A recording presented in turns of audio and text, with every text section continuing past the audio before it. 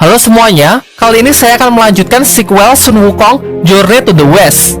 Bagi kalian yang belum nonton bagian 1, silahkan nonton dulu agar tidak bingung dalam mencerna video ini. Link videonya ada di deskripsi ya. Baiklah, tanpa berlama-lama, mari langsung saja ke ceritanya.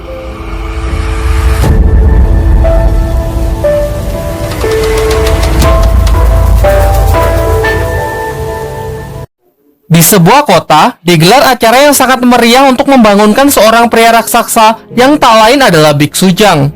Biksu Jang yang terbangun kebingungan, kemudian diberitahu oleh salah seorang warga yang mengatakan kalau ini adalah negeri India. Tentu hal ini membuat Biksu Jang sangat senang, karena India adalah wilayah barat tempat di mana kitab suci berada. Kini setelah sekian lama, akhirnya ia sampai di tujuan. Di tengah kegirangannya, datanglah sang guru yang memberikan selamat karena Biksu Jang telah menyelesaikan tugasnya. Sebagai penghargaan, sang guru memberikan sebuah lingkaran cahaya yang menjadi simbol kalau Biksu Jang telah menjadi Buddha.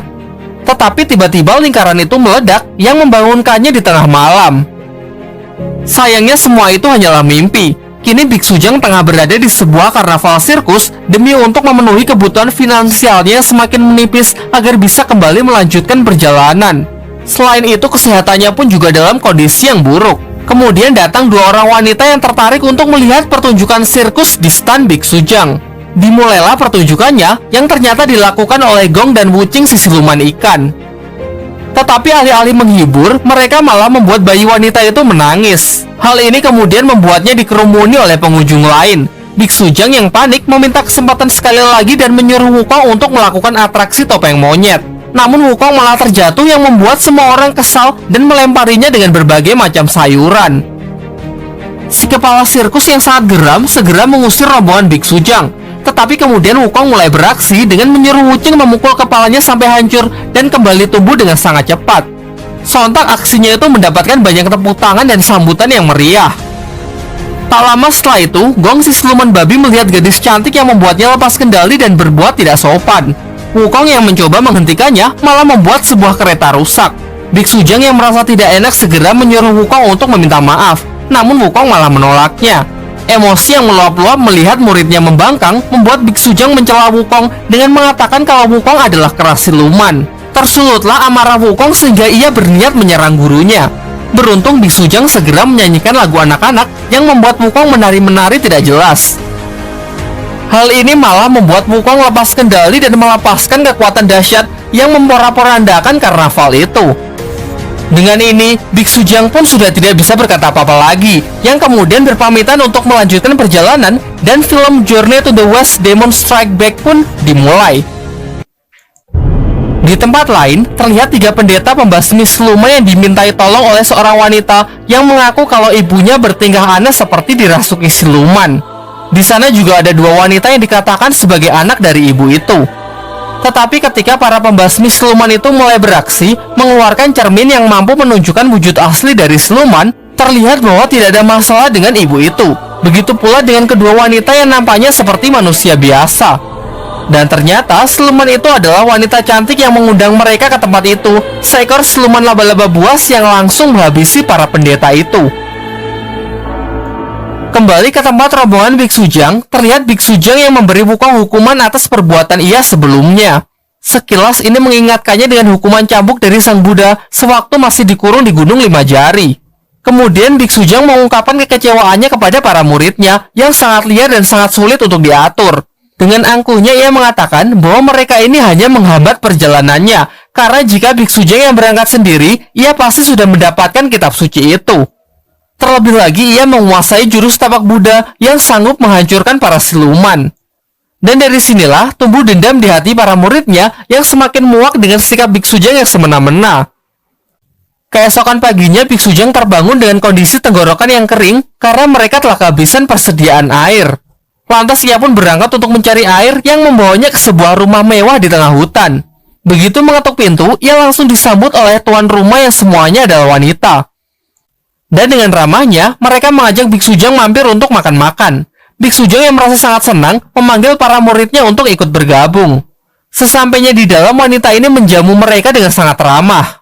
Bahkan ia memberi Biksu Jang minuman yang membuat tubuhnya segar kembali. Namun Wukong yang sudah curiga sejak awal, dengan mata saktinya, dengan jelas Wukong dapat melihat kalau mereka ini adalah jelmaan dari siluman laba-laba.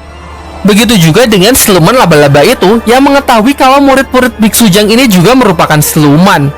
Di tengah obrolan Biksu Jang, Wukong mendekat dan meminta agar wanita itu memukul wajahnya. Tetapi tiba-tiba Wucheng menghampirinya dan langsung menghantam kepala Wukong dengan sangat keras. Biksu Jang yang merasa para muridnya ini tidak sopan menyuruh mereka untuk segera keluar. Tetapi, belum lama setelah kepergian Wukong, siluman laba-laba itu pun mulai beraksi dan hendak memangsa Biksu Jang. Beruntung setelah mendengar teriakan minta tolong, Wukong pun segera datang dan dengan mudahnya menghajar para siluman itu.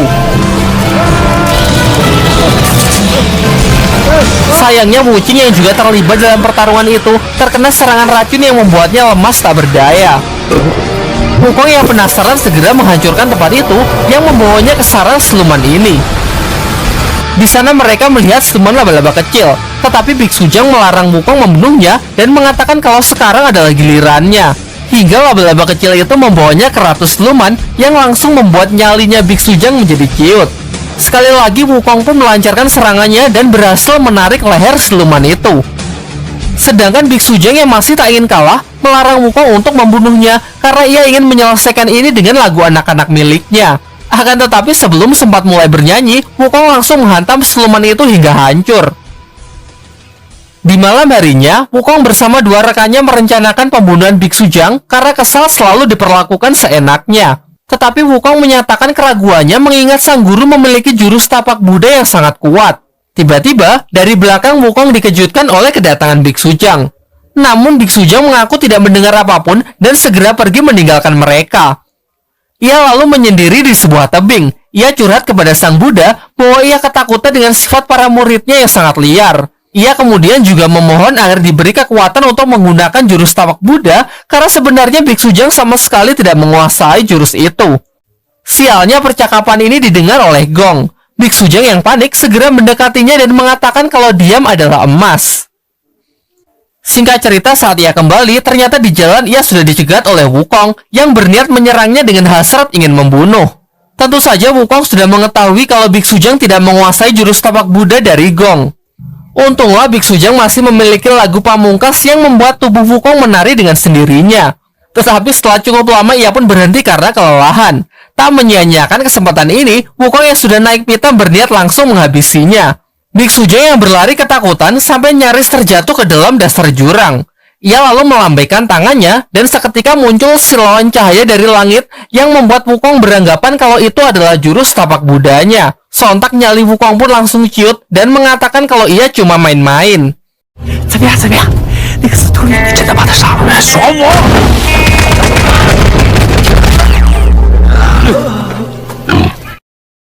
Pagi harinya mereka memutuskan untuk melanjutkan perjalanan meski Wucheng masih kembali ke wujud semulanya karena terkena racun dari pertarungan dengan siluman laba-laba sebelumnya. Singkat cerita, tibalah mereka di sebuah kerajaan bercorak India.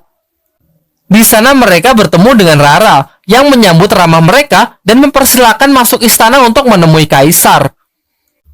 Kebetulan hari ini bertepatan dengan perayaan ulang tahun dari kaisar yang digelar sangat meriah. Akan tetapi kaisar ini memiliki sikap yang kurang baik karena bertingkah seperti anak kecil. Ia tahu kalau Biksu Jang adalah orang yang bisa membasmi siluman. Jadi di hari bahagianya ini, ia ingin Biksu Jang menampilkannya. Meski sempat menolak dengan mengatakan kalau keahlian membasmi siluman bukanlah pertunjukan, namun ia kembali mempertimbangkannya setelah melihat Algojo yang siap memenggal kepalanya karena berani menolak permintaan kaisar. Lalu Biksu Jang meminta waktu untuk melakukan persiapan, berdiskusilah ia dengan Wukong. Wukong lalu mengusulkan agar Biksu Jang menggunakan mantra peniru gerakan. Biksu Jang kembali dan ia mulai menunjukkan gerakan akrobatiknya yang sebenarnya dikendalikan oleh Wukong. Di sini karena Wukong memiliki dendam pribadi, ia malah mengerjainya dengan gerakan tari penggoda. Terakhir ia menggambar gong yang membuat Biksu Tong juga menampar kaisar. Masih beruntung mereka hanya diusir dan tidak dieksekusi. Di luar, Biksu Jang sangat marah kepada Wukong karena telah mempermainkannya. Tetapi dengan mata yang tajam, Wukong malah mengatakan bahwa begitulah rasanya dipermalukan di depan umum yang selama ini ia alami. Ia juga mempertegas bahwa ia lebih baik mati daripada harus selamanya tunduk di bawah perintah Biksu Jang. Serta ia berpesan bahwa perlakukanlah orang lain selayaknya Biksu Jang ingin diperlakukan. Setelah mendengar semua itu, Biksu Jang pun mulai sadar dan menyesali perbuatannya serta meminta maaf kepada Wukong. Singkatnya, Wukong memberinya maaf dan mereka pun berpelukan. Setelah itu, Biksu Jang mengajaknya kembali ke istana untuk memperbaiki reputasinya. Tetapi sesampainya di sana, Wukong malah bertindak tidak sopan dan memukul kaisar itu. Betapa mengejutkan karena kaisar itu ternyata bisa menyemburkan api dari mulutnya. Dari sini pun akhirnya terungkap bahwa sebenarnya Wukong juga sudah tahu bahwa kaisar ini adalah jelmaan dari siluman api. Terjadilah pertarungan dahsyat di antara mereka. Wukong jelas lebih unggul dengan menangkis semua serangan dan mampu menyerang balik.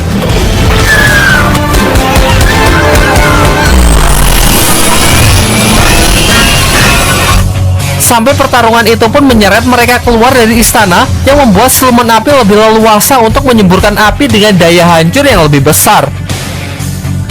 Nyatanya serangan itu cukup kuat untuk memukul mundur Wukong sampai masuk ke dalam bawah istana. Seakan tak ingin main-main lagi, Wukong pun langsung berubah ke mode silumannya lengkap dengan skin legendnya. Dengan itu ia mampu menghalau kobaran api yang sangat dahsyat, kemudian menggunakan mata apinya sebagai serangan telak melontarkan siluman itu. Sebagai finishing, Wuqing menyemburkan jutsunya yang dapat membekukan siluman itu. Sebelum Wukong sempat melakukan fatality, Biksu Jang pun datang dan langsung memasukkan siluman itu ke kantongnya seperti dulu. Hikmah di balik kekacauan ini ternyata terungkap bahwa selama ini kaisar asli disekap di bawah tanah istana. Karena jasa Biksu Jang, kaisar menghadiahkannya 3.000 selir yang bisa ia pilih. Pada awalnya Biksu Jang teguh dengan pendiriannya untuk meninggalkan kesenangan duniawi. Sampai akhirnya muncul salah satu selir bernama Feli yang mengingatkannya dengan Duan, sang kekasih lama yang lumayan sempat menggoyahkan imannya. Ditambah lagi tarian yang dilakukan oleh Feli benar-benar mirip dengan Duan.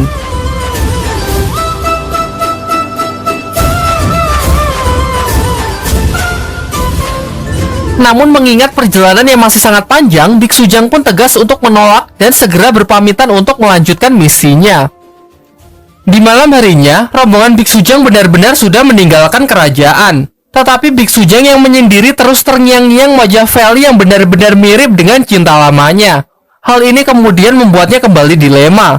Sampai pagi harinya Biksu Jang berlari kembali ke istana untuk mengatakan kalau ia sudah berubah pikiran dan meminta Feli agar ikut dalam rombongannya. Singkat cerita, kini terdapat seorang wanita dalam misi ke barat. Di sepanjang perjalanan, Feli dan Biksu Jang benar-benar terlihat seperti sepasang kekasih yang membuat para muridnya merasa menjadi obat nyamuk. Memasuki sebuah hutan, Wukong mengajak gurunya untuk bicara empat mata. Lalu ia mengungkapkan bahwa sebenarnya Feli adalah jelmaan dari siluman. Jelas hal ini membuat Biksu Jang sangat terkejut dan tak percaya dengan apa yang diucapkan Wukong. Setelah kembali, Wukong berusaha membuktikannya dengan menyuruh Feli bercermin di cermin ajaibnya yang mampu memperlihatkan wujud asli dari semua siluman. Sayangnya cermin itu tak bereaksi apa-apa dengan wajah Feli. Bahkan Wukong sampai mengambil sampel darahnya untuk melakukan tes yang lebih mendalam, tetapi hasilnya tetap sama saja. Merasa masih tidak puas, Wukong pun meminta agar Feli menunjukkan keluarganya, karena ia yakin bahwa setiap siluman tidak memiliki keluarga. Singkat cerita, di dalam mereka di desa Feli, di sana ada keluarga dan kerabatnya yang Wukong katakan juga komplotan dari siluman. Meskipun lagi-lagi Wukong tidak bisa membuktikan ucapannya. Kemudian Wukong malah mengamuk dengan menyerang kedua orang tua Feli. Tetapi Biksu Jang melindungi mereka dan menentang Wukong yang menurutnya bicara sembarangan. Wukong yang tetap bersikeras lalu mengatakan bahwa ia hanya ingin melindungi gurunya dari ancaman siluman yang lambat laun akan mencelakainya. Namun Biksu Jang yang emosi malah mengungkit masa lalu di mana Wukong adalah siluman jahat yang telah membunuh Duan, yaitu orang yang sangat ia kasihi. Ia juga mengatakan bahwa sebenarnya ia tak pernah sudi melakukan perjalanan bersama siluman pembunuh seperti Wukong. Mendengar itu jelas membuat Wukong sakit hati, sampai kesabarannya pun habis dan menyatakan kalau cukup sampai di sini ikatan guru dan murid antara mereka. Ia tak sudi lagi hidup di bawah bimbingan dari Biksu Jang dan dengan penuh amarah ia meninggalkan tempat itu. Pendek cerita, Biksu Jang terlihat merenung di pinggir tebing. Feli lalu menghampirinya dan menanyakan mengenai siapakah Duan yang ia bicarakan sebelumnya. Lalu Biksu Jang pun menjelaskan bahwa Duan adalah kekasih lamanya yang telah dibunuh oleh Wukong. Setelah mendengar itu, Feli mengungkapkan perasaannya bahwa selayaknya Duan, ia juga memiliki perasaan kepada Biksu Jang. Ia ingin menikahinya dan hidup bahagia. Jelas hal ini semakin menguatkan bayangan Duan di dalam diri Feli.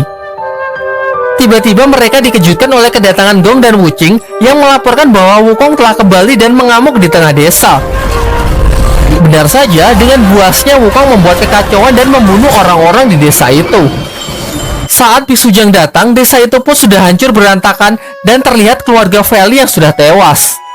Seperti makhluk berdarah dingin, Wukong mengatakan bahwa mereka pantas mendapatkan semua itu karena mereka adalah jelmaan dari siluman. Kini semuanya akan berakhir setelah ia membunuh Feli. Sementara Biksu Jang yang masih berusaha keras melindungi Feli menerima amukan dari Wukong. Lalu Feli yang merasa kasihan memohon agar Wukong melepaskannya. Hingga saat Wukong berniat untuk membunuh Biksu Jang, Feli pun mengakui semuanya, bahwa ia adalah jelmaan dari siluman tengkorak, dan dengan sihirnya ia telah mengubah tempat ini menjadi pemukiman untuk mengelabui Biksu Jang. Di masa lalu, Feli adalah seorang manusia yang menjalin kasih dengan seorang pria. Pada suatu hari, ia bersama kekasihnya jalan-jalan di sebuah gunung dan bertemu dengan perampok. Dengan sangat kejam, para perampok itu membunuh Feli. Jiwa Feli yang dipenuhi dendam dan kesedihan pun menjelma menjadi siluman tengkorak. Kini Feli meminta maaf kepada Biksu Jang karena telah menipunya. Tetapi kemudian Wukong malah berubah ke wujud raksasanya dan menelan Biksu Jang hidup-hidup. Lalu Wukong menaiki sebuah tebing dan di sana ia bertemu dengan Rara dan si siluman api. Ternyata ini semua adalah rencana Rara, di mana ia menyuruh Feli untuk mendekati Biksu Jang dan memecah belah hubungan Wukong dan Biksu Jang. Dari sini juga terungkap bahwa Rara sebenarnya adalah jelmaan dari siluman burung berbulu emas yang berambisi ingin menjadikan Wukong sebagai hewan peliharaannya. Plot twist kembali terjadi ketika Wukong memuntahkan Biksu Jang yang ternyata masih hidup. Sebenarnya ini juga merupakan siasatnya dengan Wukong karena sejak awal sudah curiga dengan Rara. Ia sengaja berpura-pura berselisih agar Rara menunjukkan identitas aslinya. Terjadilah pertempuran antara mereka. Siluman api yang maju untuk melancarkan serangannya, tetapi dengan mudahnya Wuqing menjebaknya hingga membeku dan kemudian difataliti oleh ekor Wukong. Rara yang masih tak terima melakukan Kochiyose dengan memanggil Buddha air yang menyerang Wukong menggunakan gelombang tsunami yang sangat dahsyat. Beruntung dengan awan kintonya, Wukong dapat menghindari serangan itu.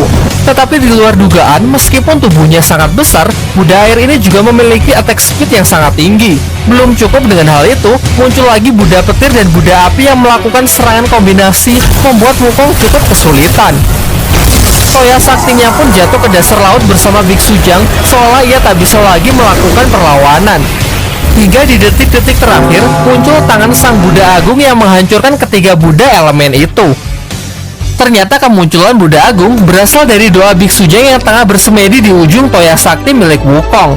Tak lama setelah itu dari langit muncul cahaya cinta yang perlahan menyilaukan, yang tak lain adalah kedatangan dari sang Buddha Agung. Beliau menyatakan akan menghukum Rara atas semua kesalahannya yang telah menghambat perjalanan Biksu Jang. Sementara itu, Feli yang sempat terkena serangan fatal, kini sekarat di pelukan Biksu Jang yang menemaninya hingga menghembuskan nafas terakhirnya. Setelah insiden itu, hubungan antara Biksu Jang dengan para muridnya pun semakin membaik. Dan singkat cerita, mereka pun kembali melanjutkan perjalanannya. Tamat.